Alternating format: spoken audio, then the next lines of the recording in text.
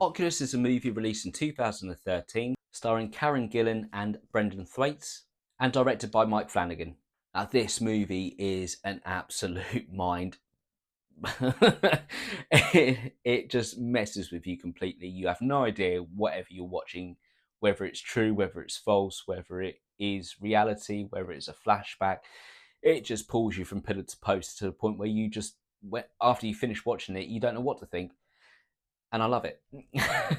So the movie centres around Tim and Kaylee, a brother and sister, who have been separated for several years after Tim was incarcerated into a mental asylum. Now he's been released, they reunite, and Kaylee basically recruits him to solve the mystery of what happened to their parents. Now, what we are fed is that Tim killed their dad killed their mum beforehand, but in actual fact, Kaylee has developed a theory that it's all because of the presence of this mirror that was inside their house at the time. Now, Kaylee's theory is that this mirror has some power of demonic possession to the point where it possessed her dad to kill their mum and then essentially took hold and forced him to kill him. So realistically, Tim has basically been incarcerated for a crime he didn't actually commit. And what, but the main thing is that Tim and Kaylee are on opposing sides of this argument.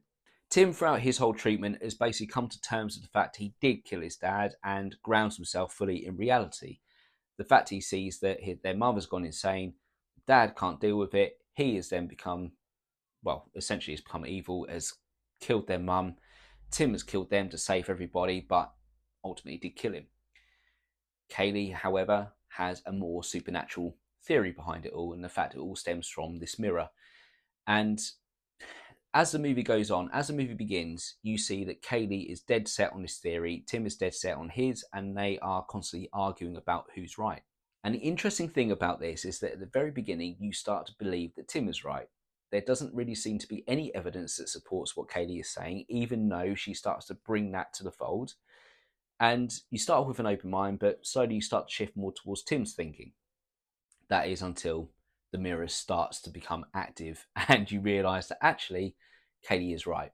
Now, during this time, you begin to get flashbacks dotted randomly throughout this movie, and there's no introduction to a flashback, there's no warning that the flashback is coming. The only reason you know it is because Tim and Kaylee are children.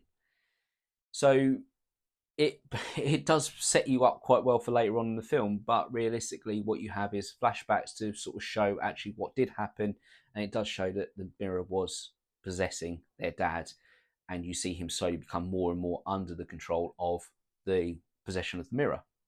And it is shown perfectly through his fingernails. So the more fingernails he loses, the more under control he is from this mirror. And as the film goes on, effectively Katie's got a plan to destroy the mirror, but the mirror gets in the way. It ultimately causes Tim to basically hit the kill switch to kill the mirror, but unfortunately Katie's in the way. He didn't see her until the very end because the mirror was putting an illusion in front of him. He then so as a result, he kills Kaylee. The mirror is undamaged completely. She becomes another victim of the mirror. He gets taken away, much like he did all those years ago. And yeah, essentially the cycle continues. But the story is what it is. The story isn't the strongest, but it certainly isn't the weakest either. The thing that makes this film so good is the cinematography and the imagery, because the film really does mess with your mind. There's one scene in particular where you have Kaylee replacing light bulbs whilst eating an apple. And what you have is Kaylee essentially take a bite into what she thinks is an apple, turns out to be a light bulb, and she starts picking out glass. But then Tim comes along while she's in a panic, and it's revealed that actually she didn't take a bite out of the light bulb, she took a bite out of her apple. So you're constantly flipping between what is real, what is actually happening, and you're almost expecting another reveal to say, actually, no, she did eat the light bulb, but that never comes. So you're left feeling, oh, she ate the apple. That is then repeated again. Unfortunately, it's got a different outcome altogether. So you really have no idea what's happening. As I said, the flashbacks, they are not introduced, they just randomly happen. So you have to quickly get to grips with which storyline you're following and which period of time you're in. That then all goes gets thrown out the window because suddenly you have young Tim and adult Kaylee together. You have young Kaylee and adult Tim together, both children together, both adults, mixing and matching. They're fighting off their dad, but all of a sudden they're fighting off their mum. As an adult, as a child, it's all over the place. And what it's left with is you having absolutely no idea what is going on or what's real. All you know is that they've got to fight back and try and destroy that mirror, but the mirror's fighting back and stopping them from doing it. That is the essence of this film, but the way that it layers it up is just absolutely incredible. And because of that confusing nature of it, it's not confusing to the point it loses you. It's just confusing to the point where you just question everything you're watching, everything you're seeing on the screen. And because of that, it almost entices you to watch it again, to put it back on and watch it again, and just see whether or not you can make more sense out of what is in front of you. It's just rewatchable. It really is, and it just the story of it is absolutely it is brilliant. Even as basic as it is brilliant in its delivery.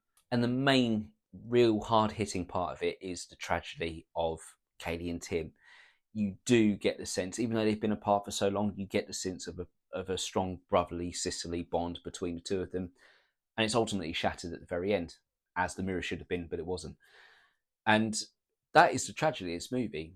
And the the real the harrowing bit at the end really is seeing Tim as an adult getting taken away, shouting the fact it was the mirror the whole time, and in that cutting back to the flashback of him as a kid.